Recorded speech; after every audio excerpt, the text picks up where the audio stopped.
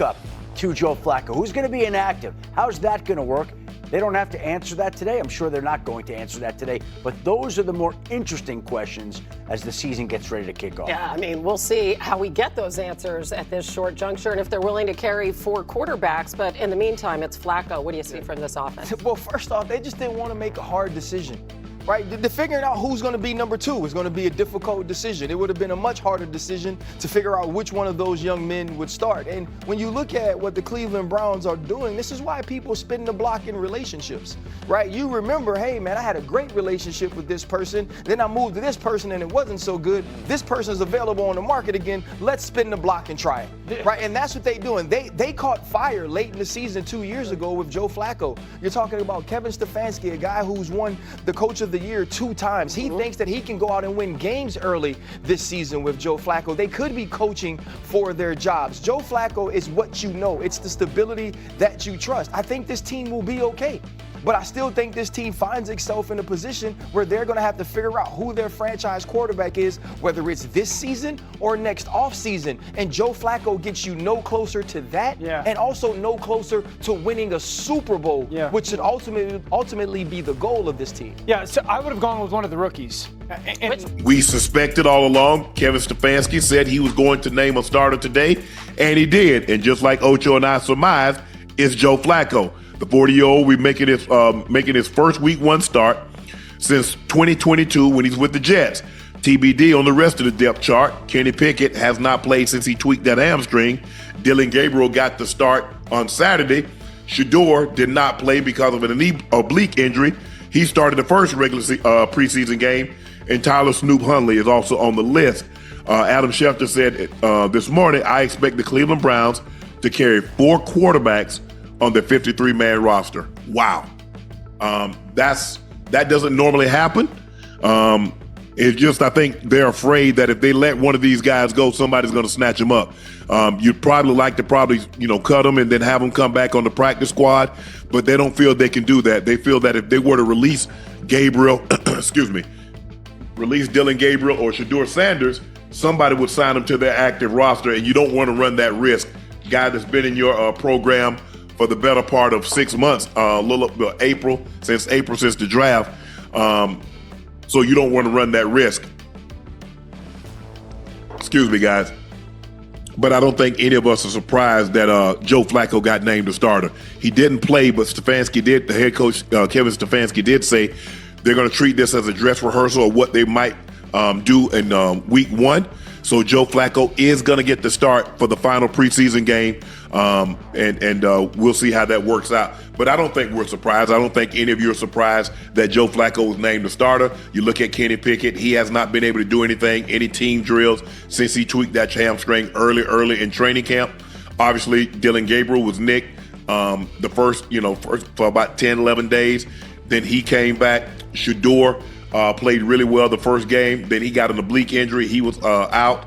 And then Dylan Gabriel took it over, and then he played fairly well. I mean, he had a pick, but I don't think either guy did anything since. I mean, look, you are where you are. I mean, some people say, well, Dylan Gabriel has played better. I haven't heard anybody say that, but some people like Dylan Gabriel and think what he brings to the table. I was listening to somebody today say Dylan Gabriel has a stronger arm, throws with better anticipation. I don't know if I necessarily agree with that or believe that.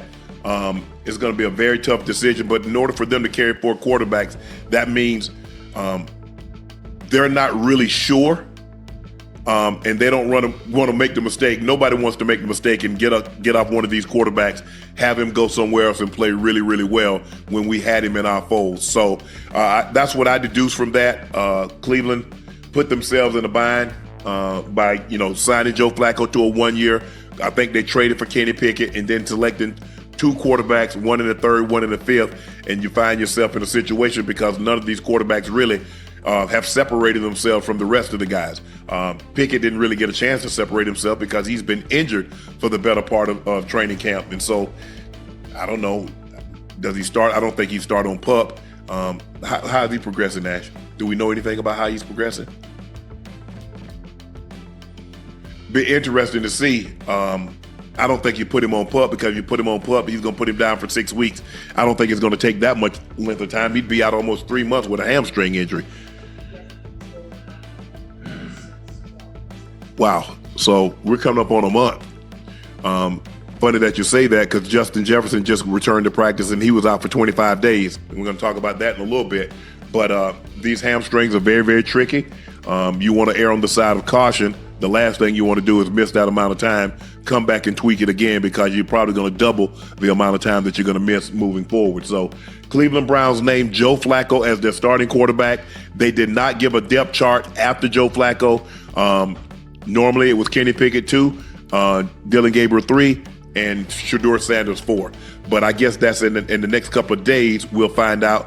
We'll see how healthy Shedeur is. Is that oblique healed well enough for him to get some action in game in the final preseason game? We'll see.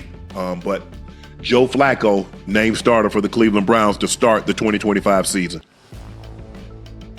Titans quarterback Cam Ward got into a scuffle with DT Jeffrey Simmons in camp. Cam Ward and defensive lineman Jeffrey Simmons got into a scuffle on Monday. Ward threw a touchdown pass to Calvin Ridley toward the end of practice and went over to celebrate. The rookie quarterback stopped, gave Simmons a shove before doing the trademark Zombieland celebration in front of him. Simmons reacted with a two-hand shove to Ward's face mask. The offensive lineman came running to help to Ward's defense. I think we kind of had a conversation. We kind of had a conversation about this a couple of days ago. I wish Ocho's connection would get fixed, because this is what I wanted to ask him. I think both guys need to be smarter in a situation like this. That's your starting quarterback. You're only going to go as far as he take you, Jeffrey. So you don't want to do anything to hurt that guy.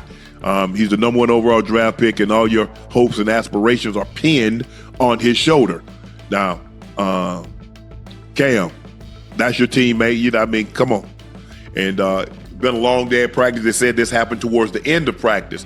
And anytime like that, guys are frustrated. I didn't want you to score, but you stop and celebrate in my face. I'm not feeling too well. That might be the reaction that you get. But normally teammates, I couldn't imagine, to be honest with you. Have John celebrated? Yeah, absolutely. But I couldn't imagine a defensive lineman doing something like that to 7. I don't remember being on a team where a defensive player would do that to the quarterback, understanding how important the quarterback is to the team's success, especially the starting quarterback, maybe the second or third team, something like that. But the starting quarterback, nah, I can honestly say in my 14 years, I've never been in a situation where I've seen something quite like what's being reported coming out of Tennessee, where the quarterback throws a touchdown pass late in the ball game.